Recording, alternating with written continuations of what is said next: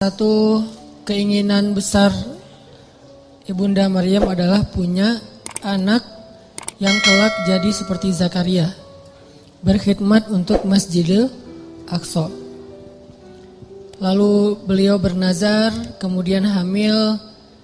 Yang tadinya nggak hamil-hamil, tapi gara-gara punya nazar gini, Allah beri dia rezeki hamil. Cuman sedikit berbeda dengan harapan beliau, bahwa yang diharapkan lahir anak laki-laki. Soalnya bukan nggak mau anak perempuan, bukan, karena tradisinya nggak boleh anak perempuan berkhidmat di Masjidil Aqsa. Jadi masih pakai mindset tradisi Bani Israel. Tapi Allah pengen mematahkan mindset itu, pengen mengganti tradisi itu dengan cara sengaja Allah setting lahirnya anak perempuan. Dan anak perempuannya juga bukan anak perempuan biasa. Menurut saya itu perempuan nomor 1 di dunia yang paling istimewa. Ada 4, Asia, Maryam, Khadijah, Fatimah. Nah 4-4-nya nih sempurna. Tapi kalau buat saya tuh cerita-cerita Maryam tuh luar biasa. Walaupun kita tidak mengecilkan sama sekali Khadijah dan Fatimah, dan itu luar biasa juga. Cuman kalau Maryam sampai nama surat Al-Quran jadi nama dia gitu kan ya. Kisahnya ada di surat Ali Imran, bapaknya juga jadi nama surat, saking istimewanya. Ini Allah setting kayak gitu, lahir anak perempuan, Maryam dari kecil udah solehah, solehahnya tuh kayak gift bakat, bukan solehah hasil didikan tapi emang bakat. Kan ada orang yang bakat soleh, ada yang dididik jadi orang soleh. Kalau yang bakat soleh tuh keluarganya gak ada yang soleh, justru keluarganya soleh gara-gara dia lahir. Jadi setelah dia lahir berubahlah. Keluarganya ada yang kayak gitu kan, gift dari Allah ya. Mungkin doa-doa dari kakek buyut entah kesekian. Nah pas Maryam cukup umur, usia masih anak-anak juga tapi udah cukup umur, bukan lagi dalam asuhan, maka Maryam dibawa ke Masjidil Aqsa. Awalnya ditentang sama rabi-rabi Yahudi yang ada di sana tuh ditentang. Karena ini menyelisihi tradisi mereka. Gimana wahai Zakaria kamu masukin anak perempuan? Ini aib buat kita, ini nggak boleh dan seterusnya. Akhirnya Zakaria meyakinkan mereka, membujuk mereka sampai Zakaria bikin SOP. Udah tenang aja, dia nggak akan ganggu kalian. Dia akan kita berikan mihrab sendiri. Dia nanti ada jadwal sendiri. Dia tidak akan ikut dengar taklim. Jadi ada taklim di masjid, cewek nggak boleh ikut. Kalau kita kan menyediakan cewek justru di atas kita ya, masya Allah ya. Saking mulianya cewek itu di atas, kita di bawah. Cuman nggak boleh lihat ke belakang ya. Doain aja yang di belakang, mudah-mudahan tahu akun kita. Jadi cewek-cewek pada di atas. Kalau di zaman dulu Bani Israel justru cewek itu nggak boleh ikut taklim loh. Kalau ada yang bilang Islam itu anti perempuan, kesetaraan gender, emansipasi segala macam, enggak. Justru Maryam itu nggak boleh ikut taklim para laki-laki. Mereka buat taklim tafsir Taurat, hadis-hadis Nabi Musa, kan dulu tuh ada tafsir, ada hadis juga ya. Tafsirnya kitab Taurat, hadisnya Nabi Musa, bahas sirah, bahas fikih. Itu semuanya buat cowok-cowok. Ceweknya gak boleh. Kalau Maryam dibolehin tinggal di sebuah mihrab, dengan syarat dia gak boleh ikut dengerin taklim.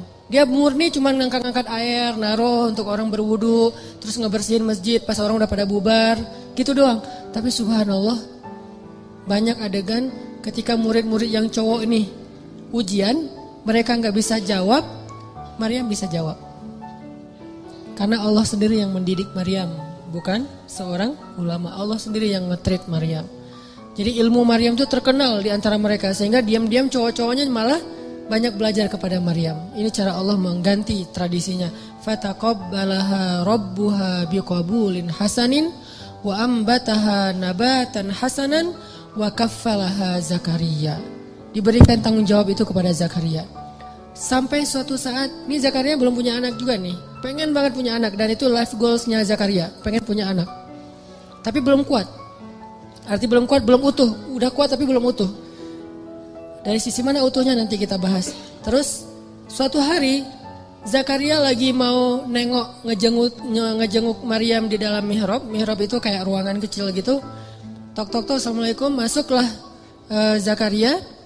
Tiba-tiba ngelihat Maryam lagi berzikir, dan Maryam itu kalau zikir itu ngeri loh. Selain bekerja ngeberes-beresin masjid, sisanya ngapain? Zikir. Zikir terus, dan zikirnya itu lebih daripada orang tua yang udah soleh banget, ulama besar, lebih dari itu. Padahal anak SD loh. Saking solehnya Maryam, anak SD zikirnya ngalahin ulama-ulama, ketua ormas, founder ormas gitu yang keren-keren. Udah kalah lah pokoknya, Maryam banget tuh. Dia zikir, tidur sebentar, zikir lagi, zikir. Dan buat dia tuh zikir itu kayak kita main. Jadi banyak zikir dia teh. Tagline-nya bukan banyak main, banyak manfaat, gak jelas gitu kan. Banyak zikir tuh Maryam tuh. Subhanallah. Pas Zakaria masuk, ngelihat Maryam lagi berzikir, di sebelahnya ada buah-buahan dan segala macam yang nikmat-nikmat makanan. Dan itu bukan bawaan dari Zakaria. Zakaria kaget. Ya Maryam, anna laki hadza. Maryam, kamu dapat dari mana ini? Kata Zakaria. Kan Zakaria itu sayang banget sama Maryam, lebih dari anaknya sendiri. Sejak Maryam kehilangan ayahnya, jadi yatim, maka ayah Maryam itu adalah Zakaria. Ya seolah-olah anak sendiri buat Zakaria. Dan Zakaria itu sayang banget sama Maryam. Maryam ini dari mana? Kata Zakaria. Huwa min indillah, kata Maryam. Ini dari Allah, wahai paman. Dan Allah yarzuqu may yasha'u bighairi hisab. Allah tuh kalau ngasih rezeki itu gak pernah hitung-hitungan. Gampang banget buat Allah. Malah ceramah. Zakaria, oh iya benar, lanjutin ceramahnya. Tiba-tiba Maryam dapat 1 minute booster. Dan Zakaria tuh ngeklik banget tuh dengan nge-like banget lah pokoknya. Itu benar-benar booster buat Zakaria. Sejak saat itu Zakaria cemburu berat kepada Maryam. Coba teman-teman perhatikan ayat 38. Itu ayat cemburu berat tuh. Hunalika da'a Zakaria rabbah. Qala rabbi habli min ladunka dzurriyyatan thayyibah. Innaka sami'ud du'a. Pada saat itulah Zakaria berdoa kepada Rabbnya. Pada saat apa? Pada saat Zakaria ngelihat Maryam ini udah keren banget. Ada adegan sampai dikasih makan dari langit. Zakaria udah gak tahan lagi. Pengen banget punya anak kayak gini nih. Hunalik. Pada saat itu di sana. Jadi kalau hunaka itu cuman di sana doang. Kalau hunalika di sana dan pada saat itu. Ketika Zakaria terkagum-kagum itu udah luar biasa kepada Maryam. Hunalika da'a Zakaria rabbah. Saat itulah, di sanalah Zakaria langsung berdoa kepada Rabbnya. Rabbi habli min ladunka dzurriyyatan thayyibah. Ya Allah, beri saya keturunan kayak gitu ya Allah. Coba, kayak gitu. Saya pengen kayak gitu ya Allah, yang soleh seperti itu. Minta tetap anak laki-laki tapi solehnya kayak Maryam. Jadi minta anak laki-laki tapi teladannya anak perempuan. Coba, ini bukan hal besar soal laki-laki dan perempuan dalam Islam. Kadang teladannya laki-laki, kadang teladannya perempuan. Dan itu hal yang bukan not big deal lah pokoknya. Ya Allah, beri saya anak laki-laki tapi sesoleh Maryam. Saya pengen banget kayak gitu tuh. Ini soleh luar biasa. Fataqabbal innaka sami'ud du'a. Akhirnya turunlah Jibril kepada Zakaria saat itu di ayat 39. Fanadathul malaikatu wa huwa qa'imun yusalli fil mihrab anna Allah yubashshiruka bi Yahya musaddiqan bi kalimatin min Allah wa sayyidan wa hasuran wa nabiyyan minas salihin. Salah satu di antara kelebihan Yahya yang disebutin di ayat 39 apa? Wahasuran. Hasur. Apa itu hasur? Hasur itu sifat cowok yang kalau di cewek itu namanya Azra. Kan julukan Maryam itu Maryam Al-Azra. Apa arti Maryam Al-Azra? Saint Mary. Itu bahasa Inggris yang diambil dari bahasa Arab. Saint itu artinya suci. Jadi Azra itu suci. Suci dalam arti apa? Gak pernah disentuh oleh siapa-siapa. Walam yamsasni basyaru walam aku baghiya. Saya itu gak pernah disentuh laki-laki dan bukan perempuan yang murahan. Jadi Maryam itu saking terjaganya, dia gak kenal laki-laki kecuali 3 orang yang kenal dekat. 1, bapaknya Imran. 2, pamannya Zakaria. 3, anaknya Isa. Jadi kalau kita periksa di list kontak handphonenya Maryam, cowok itu cuma ada 3 loh. Sisanya semuanya cewek. Kalau kita kan 50-50. Bahaya banget. Atau lebih parah lagi, cewek tapi namanya cowok. Ini modus. Kalau Maryam, list kontaknya tuh cuma 3 doang yang cowok. Yang sisanya cewek semua, saking terpeliharanya Maryam. Nah kalau perempuan namanya Azra, kalau laki-laki namanya Hasur. Arti Hasur itu laki-laki yang sangat terpelihara, terjaga banget. Gak pernah bisa digodain. Kalau Yusuf hampir kegoda, kalau Yahya gak bakalan sama sekali. Benar-benar terjaga. Sampai ada cewek yang jatuh cinta sama Yahya gitu kan.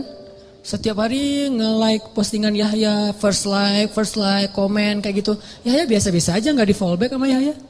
Lama-lama dia putus asa, vulgar gitu, nge-DM, fallback dong Yahya, gak di fallback. Akhirnya dia teriak-teriak, ya, minta tanda tangan, apa segala macam. Minta apa, kupluknya Yahya, minta topinya Yahya. Wah Yahya mah gak diwaro sama Yahya, biasa-biasa aja. Lama-lama nih cewek patah hati. Karena dia patah hati, akhirnya dia nekat. Nekatnya apa? Dia minta hadiah ulang tahun ke bapaknya, kepala Yahya. Ini bahayanya cewek di zaman dulu ya. Untung kita gak hidup zaman itu. Kepedean. Siapa juga yang mau gitu. Itu ulang tahunnya si cewek, hadiahnya kepala Yahya. Dan diaminkan, dikabulin sama bapaknya. Bapaknya penguasa gitu. Yahya lagi sujud. Digorok kepala Nabi Yahya sama Bani Israel, diambil dan dihadiahkan ke raja. Nabi Yahya itu termasuk syuhada, salah satu nabi yang syahid. Sama kayak bapaknya juga syahid. Intinya mah Allah kasih persis kepada Zakaria anak kayak Maryam, cuman beda dia laki-laki, yang itu perempuan. Tapi sama, yang satu Azra, yang satu lagi Hasur. Wahasuran itu asal usul dari istilah Hasur kalau kita baca tafsir. Ini artinya teman-teman apa? Life goalsnya istri Imran Allah wujudkan dengan cara keajaiban. Dari Maryam lahirlah Isa. Jadi akhirnya istri Imran bukan cuma punya anak satu, jadi punya 2 keturunan yang istimewa. Satu anaknya, kedua cucunya, dan dua-duanya keren banget. Isa. Dan Isa ini satu-satunya nabi yang ketika lahir tidak disentuh oleh, satu-satunya bayi yang ketika lahir tidak disentuh oleh jin. Yang lain disentuh, toel dikit Tapi kalau Isa gak berani toel. Dan 1 dari 3 bayi yang bisa ngomong waktu kecil. Dan ngomongnya itu bukan mama, bukan ceramah. Bayi umur masih dalam gendongan ibunya nih, masih berapa bulan gitu. Gak sampai berapa bulan lah, baru lahir banget. Itu bisa ceramah. Yang tadi saya baca pas rakaat kedua. Qala, berkatalah bayi Isa, Inni abdullah ataniyal kitaba wa ja'alani nabiyya wa ja'alani mubarakan aynama kuntu wa awsani bis salati waz zakah ma dumtu hayya wa barran biwalidati wa lam yaj'alni jabbaran syaqiyya wassalamu alayya yawma wulidtu wa yawma amut wa yawma ub'atsu hayya. Panjang gitu bayinya bisa ngomong. Masya Allah, luar biasa. Keturunan Imran. Himmah, life goalsnya siapa? Neneknya. Sampai bisa ngomong sepanjang itu, orang-orang Bani Israel pada kaget. Karena waktu itu Bani Israel kan mencegat Maryam di depan gerbang kota, gak boleh masuk karena dianggap aib. Seorang perempuan punya anak tapi gak punya suami, di luar nikah gitu. Padahal bukan di luar nikah, tanpa nikah kan. Gak punya suami emang. Dan gak punya pasangan. Gak disentuh sama sekali oleh laki-laki, saking terpeliharanya Maryam. Mereka cegat, ya Maryam, laqad ji'ti syai'an fariya. Hei Maryam, kamu bawa masalah, kamu bawa aib, kamu bawa kayak kesialan kepada kota kami. Gak boleh masuk. Ya ukhta Harun, wahai Maryam, wahai saudara Harun. Maka na abuki imra'asau. Kenapa kamu hina sekali sementara ayahmu orang mulia? Wa ma kanat ummuki baghiyah. Kenapa kamu perempuan gak terjaga sementara ibumu sangat terjaga? Dicela Maryam habis-habisan. Kata Allah pada Maryam, kalau kamu dicela, diam aja. Gak usah komen, gak usah balas, gak usah curhat-curhat di medsos. Diam aja. Nih nasihat Allah kepada Maryam nih. Jangan curhat di medsos. Fa imma tarayinna minal bashari ahadan faquli inni nadartu lirrahmani sawma falan ukallimal yawma insiya. Maryam, nanti kalau kamu di haters, jadi kan banyak haters di Bani Israel kan suka haters orang soleh gitu kan. Mereka nge-follow tuh bukan pengen dapat inspirasi, cuma haters doang. Ngintip dia lagi posting apa, diserang. Posting apa, diserang gitu. Akhirnya kata Allah, kalau kamu diserang, komennya gak enakan, terus kamu dihaterin sama mereka, udah diem. Gak usah dibalas, gak usah diapa-apain, gak usah di-blok, gak usah dihapus tuh komen. Pengalaman. Terus diapain? Diem aja. Terus kalau diem gimana? Tenang, biar aku yang belain kamu. Jadi ketika seorang meminta bela dari makhluk, Allah gak akan ngebelain dia. Ketika kita diam dan meminta bela kepada Allah, Allah akan belain kita. Kan terjadi di zaman Nabi itu ada 2 orang bertengkar nih. Yang satu ngomel, teriak-teriak marah-marah. Yang satu lagi diam aja, dia sabar. Nabi dari jauh memperhatikan sambil tersenyum. Terus lama Nabi perhatiin, Nabi tadi lagi lewat nih. Gak sengaja ngelihat ada 2 orang bertengkar, yang satu diam, yang satu ngomel. Nabi memperhatikan yang diam sambil senyum lama. Lama dia ngomel, akhirnya yang diam tadi gak sabaran, gak kuat lagi, dibales. Dia komen. Begitu dia komen, Nabi langsung jalan dan gak tersenyum lagi, cemberut. Sahabat bertanya, ya Rasulullah, apa yang terjadi? Kenapa Nabi udah berjalan sekarang cemberut? Kata Nabi, tadi ketika yang diam ini diam aja nih, dia sabar, malaikat mendoakan dia dan tersenyum untuk dia. Tapi begitu dia kepancing komen, malaikat pergi. Maka saya juga gak akan berada di situ, saya ikut pergi. Masya Allah. Jadi kalau kita dikomenin yang gak enakan sama orang di medsos, diamin aja, biar yang nge-follow kita malaikat. Malaikat nge-follow kita banget tuh dan ngedoain kita. Tapi begitu kita kepancing balas komen, yang komennya itu sama-sama tidak baik isinya, keburukan, mencela dan segala macam, maka malaikat unfollow. Makanya Nabi juga pergi. Maryam disuruh diam. Lan ukallimal yaum insiya. Saya gak akan ngobrol sehari ini. Diam aja, puasa ngomong. Walaupun itu syariat terdahulu, bukan syariat kita. Terus orang-orang menghujat Maryam. Habisin semuanya, dihabisin ke Maryam. Akhirnya Maryam itu berat banget pundaknya, diam. Maka Allah memberi dia ilham, kasih isyarat ke bayimu. Fa'asyarat ilaih. Maryam diam juga makin menjadi-jadi. Akhirnya Maryam mengisyaratkan kepada bayinya, suruh ngomong dengan bayi saya. Tapi dengan bahasa isyarat. Fa'asyarat ilaih. Mereka malah bertanya, qalu kaifa nukallimu man kana fil mahdi sabiyya. Ya Maryam, kamu udah gila. Ternyata kamu bukan cuma hina, bukan cuma rendahan, tapi gila juga ya. Kayaknya stres deh kamu. Masa kita disuruh ngobrol sama bayi? Langsung bayinya ngebelain mamahnya. Kata si bayi teh, ini mama gua disuruh berbakti sama mama gua. Apa kalian? Akhirnya pada takut. Wah, coba bayangin, bayinya bisa ngomong lancar. Bahasanya tuh tinggi lah gitu, kayak syair. Qala inni abdullah. Saya itu hamba Allah, kata si bayi. Gak tahu nunjuk-nunjuk apa enggak. Pokoknya gitu aja. Inni abdullah ataniyal kitab. Saya itu dikasih Alkitab loh. Jadi dia akan diberikan nanti Alkitab, Injil. Waja'alani nabiyya. Dan Allah jadiin saya seorang nabi. Waja'alani mubarakan aina ma kuntu. Dan Allah menjadikan saya berkah dimanapun saya berada, pasti ada keberkahan.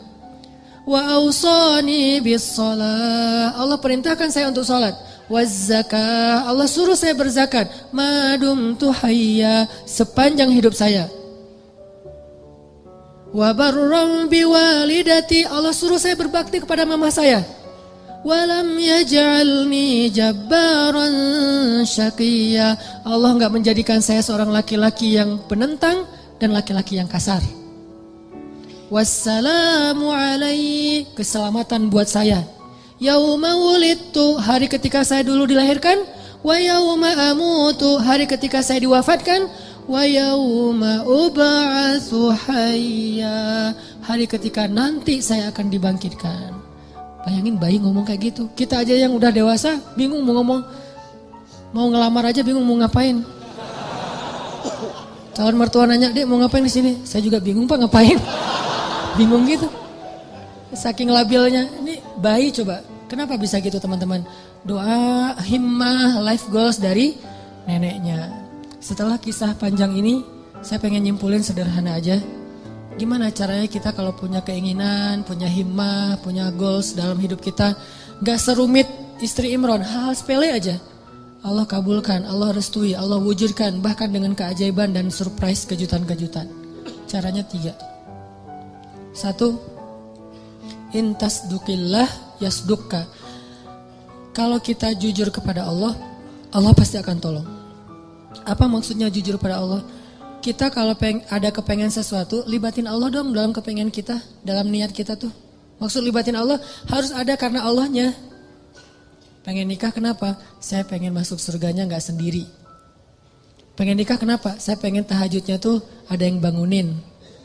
Walaupun akhirnya dia tidur lagi. Gak apa-apa, yang penting gak bangunin. Pengen kuliah ngambil jurusan A, B, C. Gak apa-apa, gak harus semuanya jurusan agama kan. Ada ilmu syariat, ada ilmu sains. Dan dua-duanya itu bisa jadi ilmu dunia, bisa jadi ilmu akhirat. Karena ilmu akhirat itu bukan ilmu agama, ilmu dunia itu ilmu sains bukan. Ilmu dunia akhirat itu tergantung niatnya buat apa. Orang belajar sains kalau niatnya untuk suatu kebaikan itu ilmu akhirat loh. Makanya libatkan Allah dalam niat kita. Saya belajar desain karena saya pengen bantu dakwah lewat desain. Saya belajar fotografi karena saya pengen bantu dakwah lewat visual. Saya belajar A, B, C sampai Z karena saya pengen. Artinya libatkan Allah dalam proyek kita. Intas dukillah, kalau kita jujur dalam hal itu, jasduka, Allah pasti bantu banget tuh. Makanya kenapa Allah ngasih keajaiban kepada istri Imran? Karena niatnya juga apa? Pengen berkhidmat ke rumah Allah. Tapi kalau pengen bangga-banggaan doang mungkin gak akan diwujudkan sama Allah. Satu tipsnya, kalau kita pengen life goals kita tuh jadi banget, maka coba libatin Allah dalam niat kita. Dan tapi kan gak bisa bohong ya sama Allah ya. Karena kalau kita bohong sama Allah gimana? يخادعون الله والذين آمنوا وما يخدعون إلا أنفسهم وما يشعرون. Allah tahu banget lah, kita mau bohong mau jujur tahu banget. Wa asirru qaulakum aw jaharu bih innahu alimun bidzatis sudur. Jadi sama Allah tuh nggak ada gunanya kita bohong. Sama manusia dosa tapi kadang untung. Secara dunia ya, dosa berbohong tapi kadang-kadang untungin dunia kita. Tapi sama Allah gak bisa karena dia gak akan ketipu sama kita. Alimun bidzatis sudur, sangat tahu segala yang tersembunyi dalam hati kita. Jadi kalau kita jujur kepada Allah dalam satu goals, dalam satu kepengennya kita, harapan kita, himmah kita, karena kita pengen ada urusannya dengan Allah, pengen dapat ridha Allah, pengen apa dengan Allah, maka Allah pasti akan bantu.